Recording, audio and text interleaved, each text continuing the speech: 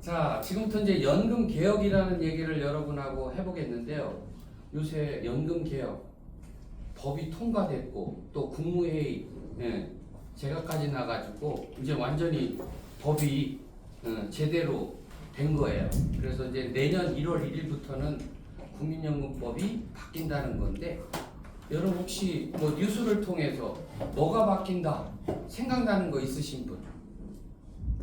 더 많이 내고 월급을 지금 많이 내고 더 많이 내고 더 받는다. 더 받는다. 그러면 더 많이 낸다. 그러면 구체적으로 얼만큼을 더 많이 내냐? 들어본 적 있어요? 14%? 9%에서 12%. 또 다른 분은 23%인가? 23%. 딴 거예요. 자, 그러니까 제가 이걸 준비하길 잘했어요, 그죠? 자, 우선 더 낸다는 것부터 보면 뭐냐면은 자, 여기 봐요. 연금 보험료율 인상. 현재는 몇 퍼센트? 9%. 9%. 네, 현재는 9%. 그런데 13%로 올린다고 돼 있어요. 그런데 이 9%가 지금 거의 20년 가까이 9%거든요. 그래서 이제 내년부터 올린다는 건데 바로 올리나요? 13%로? 아니. 그렇진 않죠. 부담을 너무 한 번에 주기 문제가 있으니까 단계적으로 여기 계단으로 표시했는데 1년에 0.5%씩 그러니까 8년에 걸쳐서 13%를 올린다는 거예요. 그러니까 더 낸다는 거죠. 자, 사실은 국민연금 제도가 그동안엔 9%의 보험료로 냈기 때문에 사실은 받는 거에 비해서 내는 것은 상당히 적었다 이렇게 볼 수가 있고 그동안에 뭐 기금이 고갈된다는 말 많이 들었죠. 네.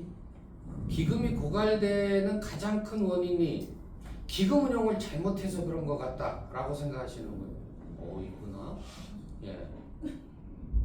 기금 운용을 잘못해서 기금이 고갈되고 있다. 이렇게 생각하시는 분도 계실 수 있어요. 그런데 더 근본적으로는 내는 것이 너무 그동안 낮았다는 거죠. 사실은 공무원만 해도 몇 퍼센트의 공무원 연금? 2배, 18%. 그러니까 같은 급여 수준의 공무원과 직장인이라면 내는 보험료가 공무원은 2배를 내고 있다는 뜻이죠. 뭐 선진국하고 다른 나라하고 봐도 되게 뭐 20% 가까이 보험료를 부담하고 있어요. 그런 거에 비해서는 굉장히 낮았죠. 그만큼 내는 것이 적으니까 재정에 마이너스 요인이 됐던 거죠. 그러면은 기금이 없어지면 못 받느냐? 못 받아요? 기금이 없어져 이제 결국은 고갈이 된대.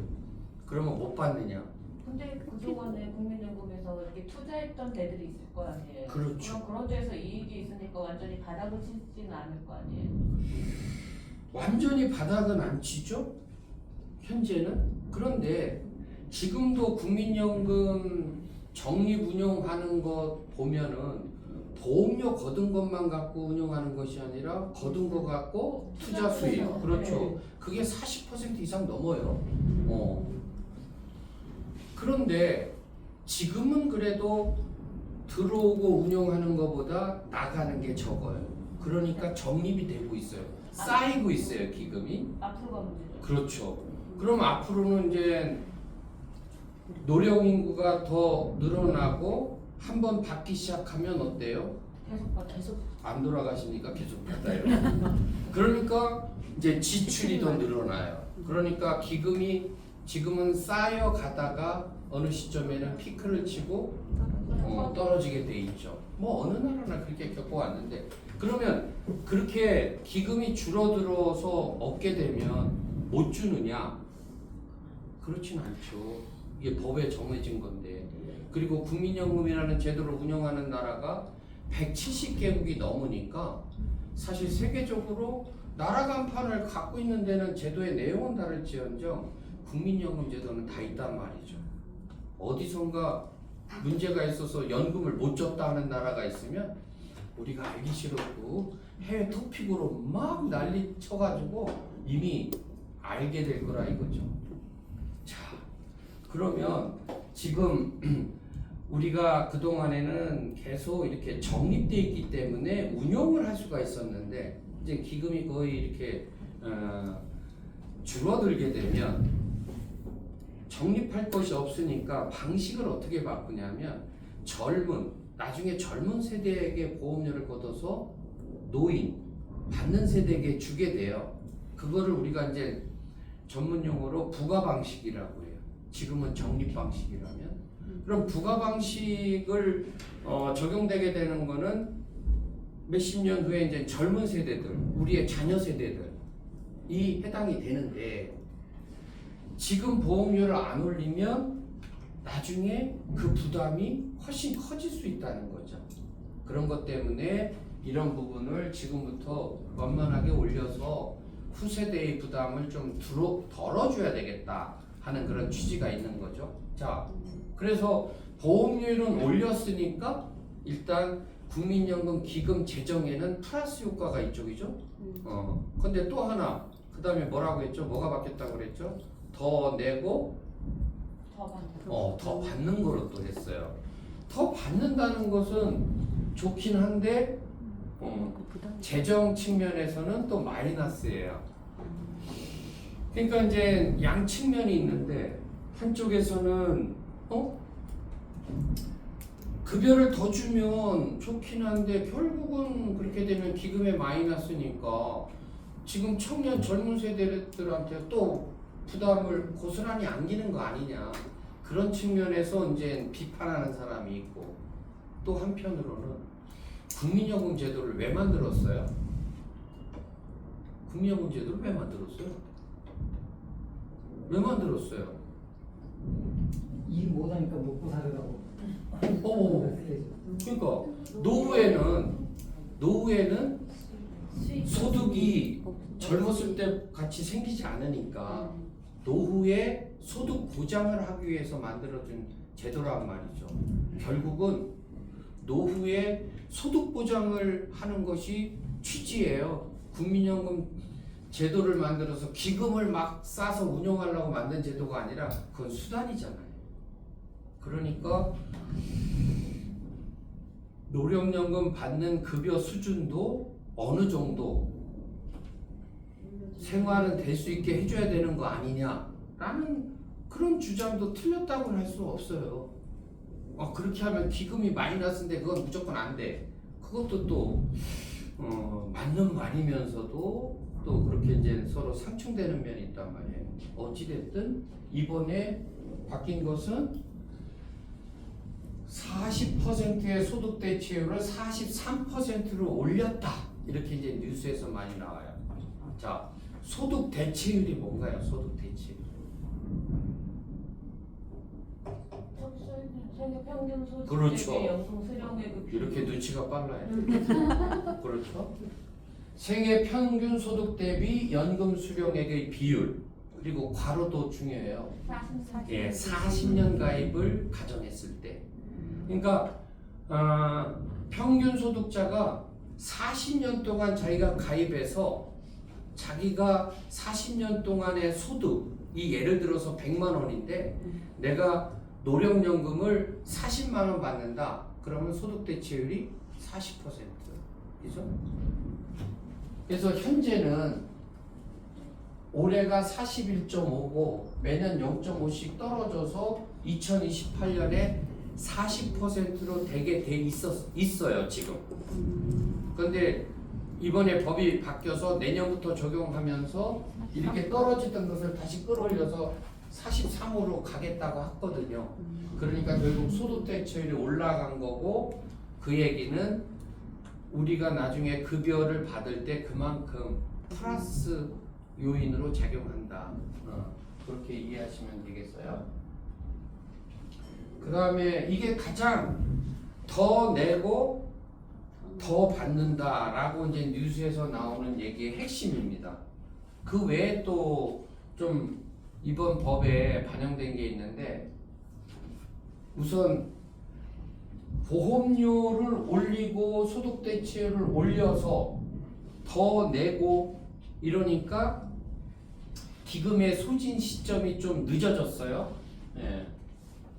2056년 법을 안 바꿨으면 2056년이면 기금이 이제 바닥을 보이겠다 이렇게 예측을 한 건데 이번에 이렇게 기금 바닥 시점이 늦어졌다는 거죠. 그거는 이제 보험료율과 소득대체율의 변경 플러스 앞으로 기금 수익을 1% 정도 포인트 더 올리는 노력을 하면 한 15년까지는 늦춰질 수 있다. 그런데 이 기금 수익을 높인다는 것이 사실은 작년 같은 경우는 작년 1년 동안 수익이 15%였으니까 대단했죠. 근데 매년 그렇게 하면 기금 고갈을 걱정 안 할 수도 있을 거예요. 그런데 그렇게 항상 할 수도 없고 또 세계 경제가 또 안 좋으면 거기에 따라서 여파가 있기 때문에 이렇게 계속 1%포인트를 올려서 기금을 운영한다는 것이 말처럼 쉬운 건 아니죠. 그래서 기금 운용을 그대로 그냥 해나간다면 한 8년 정도 그래도 늦출 수 있다. 그래서 어떤 분은 이번에 법 개정에서 뭐 겨우 8년, 10년 늦춰놓고 뭐 그거 대단하다고 하냐 그런 말을 하는 사람도 있죠. 그러나 그동안에 20년 가까이 아무것도 못하다가 지금이라도 또 조금 개선했다는 것은 저는 의미가 있다 이렇게 보고 앞으로도 완벽한 제도가 아니니까 또 우리가 또 머리를 맞대고 다음번에 또 좋게 자꾸 바꿔나갈 필요성이 있겠죠. 그래서 이렇게 이제 기금 소진 시점이 늦어졌다. 다음에는 지급 보장을 명문화했다는 건데요. 이건 사실 국민연금은 사회보험제도라 법에 의해서 운영하는 것이기 때문에 법이 이미 보장하고 있어요. 근데 하도 고갈 얘기도 많이 나오고 그러니까 젊은 친구들도 우려가 많으니까 아예 이번 법 개정에 국가가 책임지고 지급한다는 것을 명문으로 넣어서 더 심리적인 안정감을 줘야 되겠다. 그런 뭐 취지가 있다고 보고요. 그 외에 또 중요한 게 크레딧이라는 게 있어요. 크레딧은 뭐냐면은 국민연금은 사회보험이에요. 보험이라는 거는 누가 혜택을 받아요? 보험료를 낸 사람이에요. 근데 이 크레딧은 뭐냐? 보험료를 안 냈지만 가입기간 낸 것으로 만들어주는 제도예요. 사회 정책적인 의미가 있죠. 이렇게 군복무 군에 입다해서 병역의무를 한 친구들에 대해서는 보험료는 안 냈지만 나중에 가입기간을 만들어주는 거. 근데 지금 저 때만 해도 30개월 넘게 군 생활했는데 요즘은 뭐 육군이 18개월 정도래요. 근데 이게 지금은 18개월을 근무해도 6개월만 만들어줘요. 그러니까 그동안에 18개월 근무했으면 18개월 다 해줘야지 뭐 6개월은 뭐냐. 그래서 그런 논의가 있었는데 이것도 뭡니까? 보험료를 안 걷고 주는 거기 때문에 기금에는 마이너스 요인이죠. 그래서 뭐 여러 가지 이제 논의 끝에 그래도 2배인 12개월로 늘린 거예요. 군대 갔다 오셨어요? 언제 갔다 오셨어요? 공익으로 갔다 왔어요. 그래도 언제? 2008년 전이에요, 후예요? 아니 2008년. 그렇지. 그래서 이게 군복무 크레딧이 맞죠? 2008년 이후에 군대 갔다 왔으면 6개월. 내년에 군대 갔다 오면 이제 12개월로 느는 거죠. 저 같은 경우는 그 전에 갔다 와서 아무 상관이 없고 뭐 그런 거죠. 내려가는 지금부터 시행이 되는 게 아니라 내년 1월 1일부터. 그렇죠. 네. 그러니까 올해 군대가 이럴 수 있지. 올해 갔어. 군대 18개월이 올해하고 내년에 걸쳐 있어. 이런 거는 이제 세부적인 걸 검토해야 될 거예요, 그죠? 그런 경과 조치 같은 게 있겠지. 자, 또 하나가 있어요. 우리가 이제 출산율이 매우 낮으니까 이 출산 크레딧도 있어요. 현재는 첫째 나면은 크레딧이 없었어요. 둘째부터만. 그 다음에 셋째부터는 18개월. 그리고 아무리 많이 나도 50개월을 크레딧으로 해주는 거로 상한이 있었는데 내년 1월 1일부터는 첫째만 나도 12개월을 만들어줘요. 그 다음에 둘째 나도 또 12개월. 셋째부터는 18개월. 그래서 계속 나면 18개월씩. 뭐 그렇다고 이것 때문에 계속 나이는 없겠지만 그만큼 이제 상한을 풀었다. 이것도 크레딧 제도가 2008년에 생긴 거니까 그 전에 애 낳은 거는 해당이 없고 그 다음에 이 첫째 낳는 것도 내년에 올해 12월 30일 날라면 해당이 없고 내년 1월 1일 날라면 해당이 되고 뭐 그럴 수 있죠. 극단적으로 보면 출생신고를 그때 해도 되잖아요. 12월 달에 나도. 머리가 좋으시네. 어찌됐든 뭐 그렇다는 얘기죠. 예. 그래서 자, 이 출산 크레딧은 그러면 부부가 있는데 남자한테 주나요, 여자한테 주나요? 진짜 아니에요. 둘다 아니 근데요. 이 그런 사람이 국민연금이 부부가 각자 따로 내고 있어요? 아니면은 같이 통합해서 아니, 국민연금은 각자 내는 거죠.